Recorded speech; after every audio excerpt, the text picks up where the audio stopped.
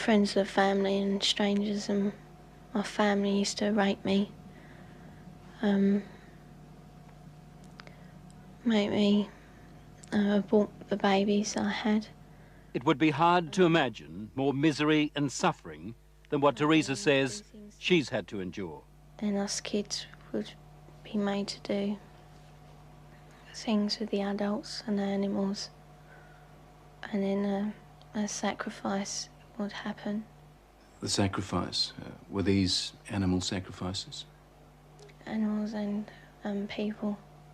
On what scale do you think this was happening? Enormous, far beyond what we've ever heard of here before. Teresa's mother, Bridget. You're talking about mass murder? Yes, on a scale that this country's never heard of before. Like the old people's homes now, only these are... For the first time, Teresa is learning what it's like to live with love instead of fear. Pretty though. In this quiet English village, with the help of her mother, she's slowly repairing her broken life. Teresa is now 15, but at the age of 2, she was left in the care of this woman, the grandma she called Nan, and that, she says, is when her torment started. Who was the leader? Who was the boss of the gang, of the cult? At home it was my Nan. Your Nan made you have sex with animals? Yeah. Like goats and donkeys. The story of Teresa is a story almost too horrible to recount. A case of child abuse that goes well beyond the kind of things we normally associate with the abuse of children. In 27 years of reporting, it has to be one of the most painful stories I have ever had to tell. How many men or how many people would have sex with you? What, at one time? Yes. About everyone who was there, which must have been about 20. You know, from 10 to 20 people. If it was a big ceremony, it used to be 30. What would your grandma be doing when these men were forcing themselves on you? Usually laughing. Or smiling. Or having sex with another man. Or other men. A chronicle of debauchery and depravity so horrific it's hard to believe. You have to ask yourself, could Teresa be just making it up? No. I know what's true and what's not. No, I know what I saw. Children don't make up elaborate lies that this would have to be if it was a lie, which I know it is not. It isn't. This couldn't be a terrible dream, a nightmare that you're reliving? No. It's no dream. It's a nightmare, but it's not one you can wake up from. It's there all the time. This really happened, you're quite sure of that? Yeah. The police don't think Teresa made up a story. Some of the cult members are to stand trial. 5 men have been charged with rape. As for Nan, the grandmother, she's 61 and lives in this council flat in South London. She's charged on 7 counts of aiding and abetting rape and 2 counts of performing abortions on Teresa. If you're finding this hard to believe, so did I at first. But then there are the medical reports, evidence of sustained sexual abuse. And there's this, a statement prepared for 60 Minutes by Teresa's psychiatrist. It says, in my opinion, Teresa's account is not the product of a psychotic illness, nor the figment of a fertile imagination. I believe her to be telling the truth. I know what's true and what's not. We also took Teresa's story to this man, therapist Ray Wire. He reads a transcript of our interview and listens to her voice. It's no dream. Few people, if any, in Britain have counselled as many victims of satanic abuse or Satanists themselves as Ray Wire has. If there is an expert on satanic cults, it would have to be him. Do you believe Teresa's story? I believe Teresa's story. It's exactly the same story as I've heard from men who says they've done it. You've dealt with other cases like hers? Yes. 21 cases like hers, he says, in the past 2 years alone. Themes like they were put in boxes with spiders and worms, where they were trapped in fear, where there was a high use of excrement and urine, where there was talk of human sacrifice. Take just one of those rituals, putting children in boxes with spiders and worms. Now, listen to what Teresa told her mother. And they had a coffin-like box that children were put in with spiders and snakes and the lid shut and left in there. I would have come out deranged. I could not have coped with that mentally at all. You have evidence to back up stories like Teresa's, that this is really happening? Well, we have that age of child, 6, 5 and 4, giving information that ties up with Teresa. How do those children know? How do those children able to describe rituals, to talk about ceremonies, to talk about sacrificing animals? How do those children know? Nightmares, imagining it? You can't imagine those things at 3 and 4 years old, and you also don't have the evidence of anal sex abuse and oral sex abuse and all that other abuse that clearly those children have experienced and endured. During these ceremonies, was Satan, the devil, ever referred to? He was called Lucifer.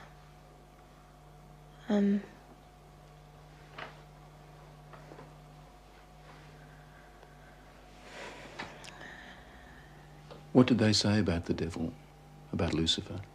That killing the people made him happy. Sacrifices to please the devil. According to Teresa, the worst rituals took place at a house somewhere in the country. It was big, you know, expensive. From the front it looked like a castle. You know, it had a long drive and big double wooden doors. Do you think they were rich people then? Very rich.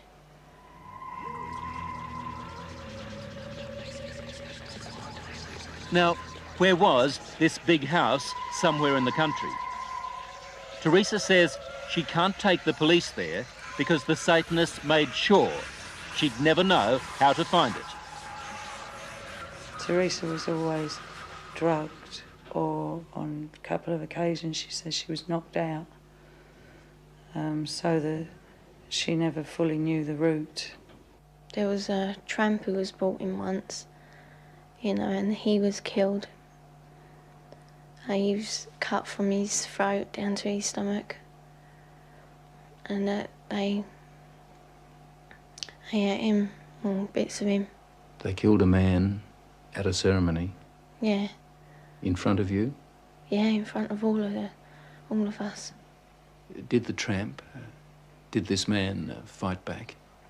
No, I think he was, you know, drunk or something. He seemed really dopey. He was laughing a lot when he was brought in. And he started screaming when they began to cut. But after a while, you know, he died. I'd seen a few killings before then. Although I wasn't used to it, you know, that was the worst one. I really don't know what I thought. I suppose I thought, thank God it's not me. Let me get this right now. Are you saying that you saw more than one person killed in that house? Yeah. I've seen loads of babies killed there, just newborn babies, or aborted ones which were only small. You know, 4-year-olds. Any age, really. Did they ever say they might kill you? They threatened to kill my little girl, who, when I left, was still at the house. A friend? Huh? What little girl? My little girl, Alex.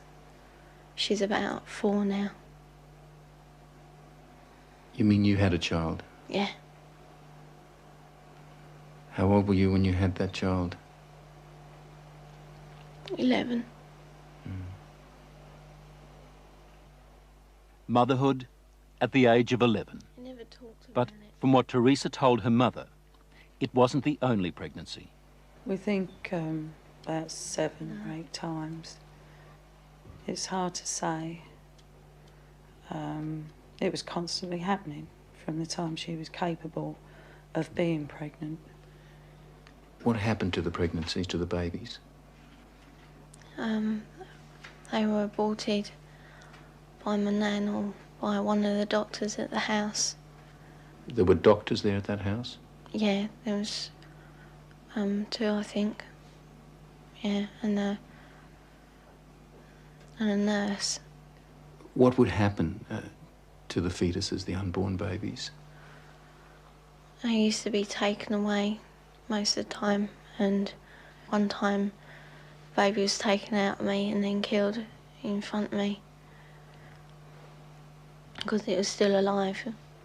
And then, what would happen? Well, after they killed it, they would eat it. Well, we were also made to eat it. You were made to eat your own fetus. Yeah. Who made you do this? My nan. You'd think the one person in the world you could leave a little girl with would be Grandma. Someone to give her love and protect her from harm. Yet, when Teresa was left to live with her grandmother, they might as well have handed her to the devil himself. Grandmothers, I mean, the vision it conjures up for you, a sweet old lady with grey hair, rosy cheeks, holding her arms out to love her grandchildren. And it was exactly the reverse. But why was Teresa living with Nan in the first place and not with her mother?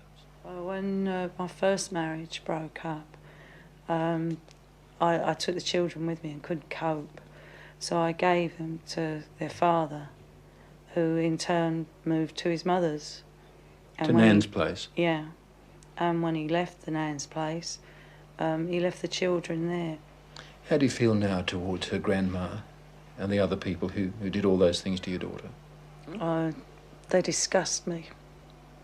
They are the worst form of life this earth has had the misfortune to create. Vile. Did you ever try to run away? You must have been frightened. A couple of times I did, but my uncle, he caught me and brought me back. Going to the police? Did that occur to you? No. No. I thought it was normal, you know, even though I didn't like it. You know, I mean, you don't like to eat greens, but you know, somehow, I thought it was just her being called to be kind or something like that. She said to me it was something that everybody did, she thought, you know, like you don't like going to school or the dentist, you don't like going to the black masses. It was never any different. I didn't have nothing to compare it to. All part of life, Teresa thought. Even a miscarriage one day at school. Yeah, I asked the teacher if I could go to the toilet, and she allowed me out. I went into the toilet and the baby was in my knickers. I thought it was dead, but it wasn't. It was still moving. And yet no one at school knew? No. Saw anything? No. Or if they did, they didn't say. No, she was treated for a high temperature, fever, nothing more. What did she do with the baby? She kept her for a while because she was frightened that they'd use the child as part of the rituals. So she turned the pencil case into a little coffin. Apparently she put roses in to make her smell sweet. Put a letter with her. Pictures of herself and her brother. A picture of me. And then I put it down the chute because I didn't want my nan to get it. As we said earlier, the police have already charged some members of the cult, and we know they're also investigating Teresa's accounts of those ritual killings. If there were as many as she told us, then the Satanists had a problem. How did they get rid of the bodies?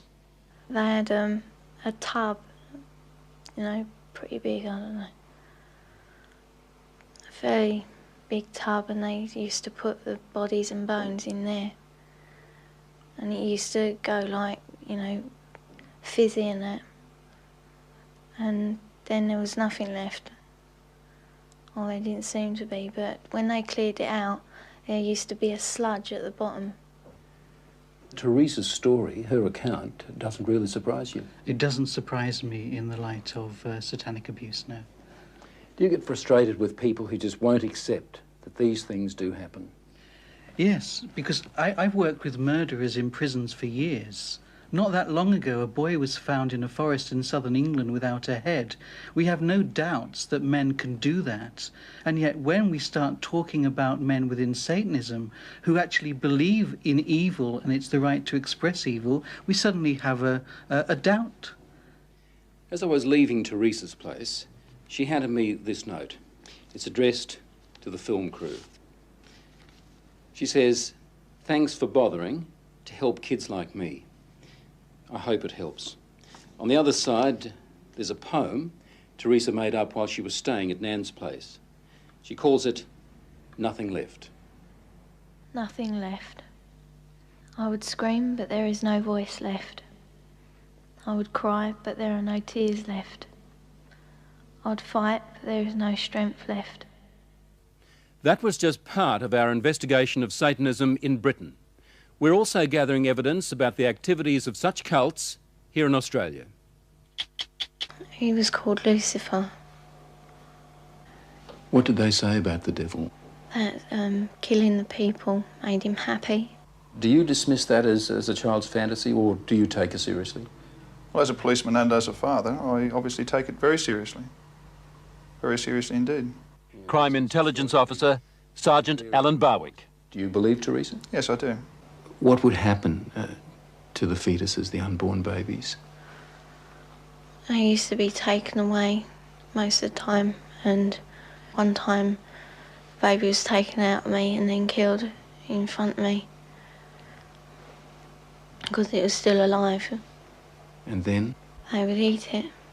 Teresa told me that she was forced to eat her own fetus. Does that surprise you? No. Why not? There's information at hand that we believe that has happened before in this country.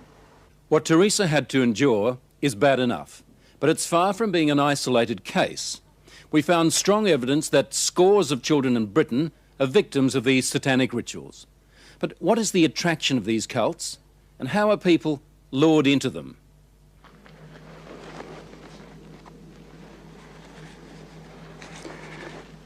In nomine Dei Nostri Satanis Luciferi Excelsis. In the name of Satan, the ruler of the earth, the king of the world, I command the forces of darkness to bestow their infernal power upon me.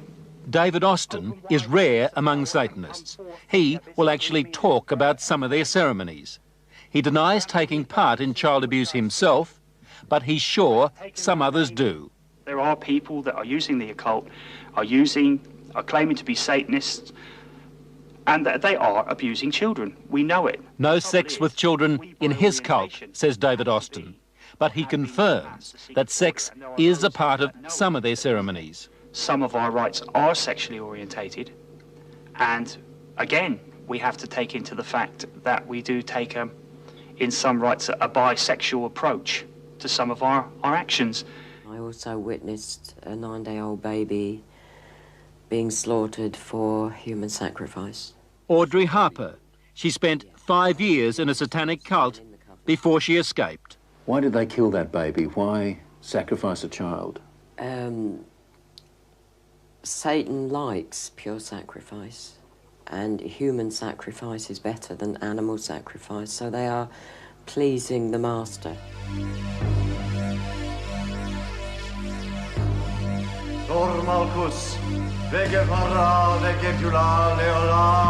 This is a sound that echoes down many a street in England today.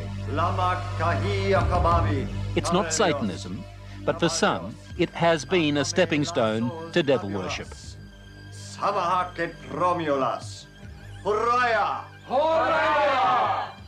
Witchcraft, the so-called harmless end of the occult. Nigel Bourne is the high priest, and Zeldy Bate, the high priestess. They play out their pagan rituals in gatherings they call covens. O thou circle, be thou a meeting place of love and joy and truth, a rampart of protection for all those who stand herein. Wherefore I do bless thee, and I do consecrate thee, in the most holy and potent names. You're a witch. I am. Zeldy and Nigel worship nature and the changing of the seasons. Now is the moment of the spring equinox, when day and night are equal. Nothing to do, they say, with Satan. It's a common belief that witches worship Satan, but we can't worship Satan because we don't even acknowledge his existence. Is witchcraft harmless? No. But then no religion is harmless. You're saying it can be harmful? Yes, can be dangerous? Of course it can. Anything that is taken to extremes can be dangerous. We as a coven were looking for more, really, more kicks. David Stillwell. He started off in witchcraft. He finished up in something very different. Collectively as a group, we decided to explore Satanism. Now, you were looking for more kicks. What did you end up doing? Animal sacrifice. Sacrificing animals, birds and rabbits and pigeons, doves, things like that. O thou incense, be thou a fit and sweet-smelling Getting bored sacrifice, with rituals like bringing this sweet odours turned unto the David nostrils Stillwell of and his gods, coven in away place from of worshipping Mother all Nature gods. to worshipping the devil. He was heading towards the kind of depravity that we heard Teresa describe. Could you look up ahead and think to yourself, well, the next sacrifice might be a child? Yeah, it's always something that's at the back of your mind. While I was in this coven, we met people of other covens that purported to have taken part in child sacrifice. They used to burn witches in this country, and there are moves afoot in the British Parliament to have the worst forms of witchcraft outlawed again, especially the Satanists. But that's not so easily done. Witchcraft is just another religion here, and banning it opens the whole question of freedom of religion. Meanwhile, the signs are that Satanism is spreading its evil at an alarming rate. We've got to be aware of it. We don't know how big it is, but we've got to take it seriously. Ray Wire, the therapist we took Teresa's story to. Her case is bad enough, he says, but in sheer numbers, not the worst. The father had 10 children. He ritually, sexually abused them in every way possible. Those 10 children were eventually taken into care. Those 10 children became adults, and between them they had 23 children.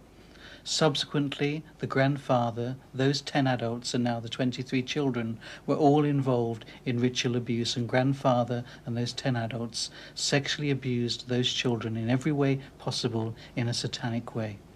I wanted, I suppose, a bit of excitement, something slightly different, something that gave me an experience. Despite the harm suffered by children like Teresa, David Austin still defends Satanism. I don't call it dangerous. I don't say it's dangerous. Yes, it's like anything else. If you've got nitroglycerine in a hot kitchen, it's dangerous. If you start playing football with it, it's dangerous. As the athame is to the male, so the cup is to the female. To Nigel and Zeldy, this is a sacred ritual, a fertility rite. Forth a blessing. Most witches agree sex is an important part of their craft, but say it's only symbolic. Blessed be. Satanists also use sex in their rituals. But it goes far beyond symbolism. Take Audrey Harper's experience. The warlock, the master, just raped me.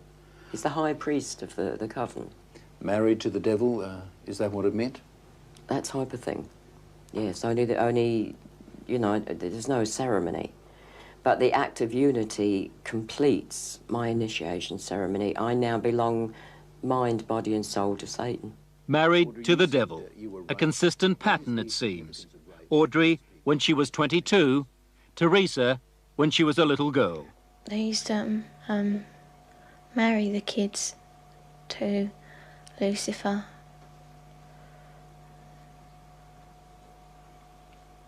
So that we were part of him, you know, we were his. Did that include you? Were you married to the devil? Yeah. We used to be dressed up in a cloak, and it was just like a marriage in a church, but different words, you know. What were you taught about Lucifer? Just that we should, you know, be his friend, treat him as a friend. And that he's always there if we ever need him. Why do they do such wicked things in these covens? Because they're pleasing Satan. The lower you become, the more vile you become, the more pleased Satan is with you, and therefore the more power you'll get when you die. And they believe this? They believe it. They absolutely believe it. Is this just an English disease, or should we be worried in Australia about activity such as this? I think you must be worried in every country, including yours, and without a shadow of a doubt you'll have groups in Australia who are doing similar things. It's almost certain that there are black covens in Australia and that there is child sacrifice going on in Australia. Do you think there are satanic cults operating in Australia? Yes, I think it'd be very naive of us to deny that. Our crime intelligence officer again, Sergeant Alan Barwick. Teresa talks of ritualistic sacrifices. Have you come across anything like this in your investigations? Yes, we have. What kind of sacrifices? Animal sacrifices. Can you tell me anything about that? No, I can't. Why is that? It's a ongoing inquiry. The problem is knowing how to recognise it, and that comes down really to parents. Parents recognising where their kids are. But it seems to change, you know. You have to wonder why no one guessed what was happening to Teresa over those 12 years at Nan's place. Not even her mother knew when Teresa came to stay with her on holidays. I think with most people, not only myself, it's such an abhorrent, disgusting thing that I don't think we want to hear it. So what should mothers do? They take the child aside and believe them. Believe them. It's so many times you hear about a child going from one adult to the next in an effort to get somebody to listen. I mean, in Teresa's case, the people she told joined in. And she thought I was going to too. That was a real blow. I cried for weeks over that she would look at me and think that I could do that. What would you hope to do with your life now? What are you looking forward to doing? Just living, being happy. What would you like to do when you leave school? Care for children. Handicapped ones, you know, or abused children like me, maybe. Now, Australian police want your help to compile information on satanic cults, especially cases where children are being abused. Any sort of information at all, anybody that has some suspicions about a cult working in their particular area, or they know of people who are involved. If there was someone watching this program who is involved in a satanic cult and wants to get out, what would you say to that person? Well, come forward. There are many welfare groups around that can assist, and certainly we can point those people in the right direction and certainly offer them protection if it's necessary. In New South Wales, the police hotline number is 02 209 66. That's 20966. In other states, you should contact police headquarters in your capital city. Usually one of us would have to go on the Star, and then we'd be raped by everyone who was there. Did this happen to you? Yeah, a few times. How many men would have sex with you at any one time? It was usually 10 to 20. What happened to Teresa is still one of the most controversial cases in British legal history. Mother and daughter are together now, but for 12 years Bridget had no idea what was happening to her child. I thought she was just hurt by the breakup of the marriage of myself and her father. I explained it away with things like that, you know, that this was because she'd come from a broken home. You see, Teresa's parents split up when she was just 2 years old and left her in the care of Nan, her grandmother. That's when her trouble started. Nan was part of a satanic cult. And we used to be taken to a house in the country, or one house in the country, where it would happen there. And we'd have ceremonies there, and we'd kill babies and adults and animals, and we were made to have sex with the animals.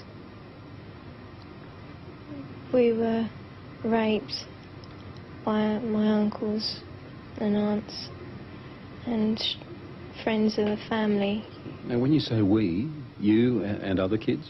My cousins, you know, some girls and boys. Was Nan there? Was your grandmother there? Most of the time. You said that animals were killed there and people were killed there. Yeah. How did that happen?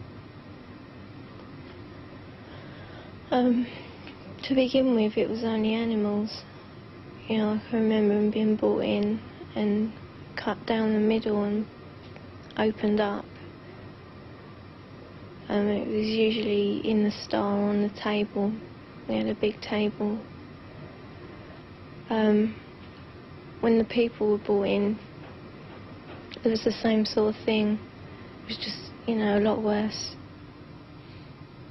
As the rituals grew more violent, Teresa tried to escape, but the cult weren't about to let her go. And we ran out of the house, and we were running down the hill. Were you trying to get away? Yeah, we were going to run away and go somewhere nice. But they set the dogs out, and we got caught by the dogs. And we were brought back. I thought I was going to die too, but I didn't. I was tied up for a few days. Teresa, what sort of people were sacrificed at those rituals? Who were they? One time it was a tramp, or it looked like a tramp. A tramp? Yeah.